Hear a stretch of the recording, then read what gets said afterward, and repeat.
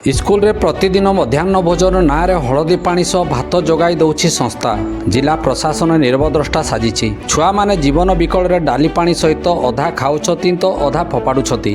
School मध्याह्न भोजन 6 दिन 12 अनुसार अंडा सोयाबीन डालमा बड़ी भड़ी पुष्टिकर खाद्य जोगाई देवा पई राज्य सरकारक नियम थिले भी एही स्कूल रे 100 रु ऊर्ध्व छात्र छात्री मानकु प्रतिदिन डाली पानी सह भात खाइबाकू देउछथि।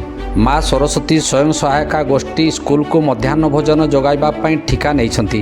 अभिभावक और छात्र छात्री माने जेते अभियोग कले मध्य फल शून। प्रधान शिक्षक निम्नमानर खाद्य उपरे देखि चाहि काहीकि चुप रहउछंती, यह एक बड़ प्रश्नवाची सृष्टि और संदेह होछि। गंजाम जिला भंजनगर ब्लॉक गलापड़ा ग्राम पंचायत अंतर्गत नारायणपाटना उच्च प्राथमिक विद्यालयर दृश्य। पिले अभिभावक और प्रधान शिक्षक कौन कहउछंती आसंतु सुनिबा। बुधवार कौन है कथा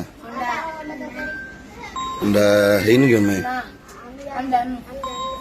और कौन है या कौन है जो ये डाले में डालमा फल के किसी पिला ने भल खाद्य मिलूनी आज्ञा सब जाऊ घर जाऊ घर जा खाई भारप्राप्त प्रधान शिक्षक ठीक चलती परिवेशन ठीक होची। मध्याह्न भोजन परिचालना माँ सरस्वती आत्मसहायिका दल नारायणपाटना।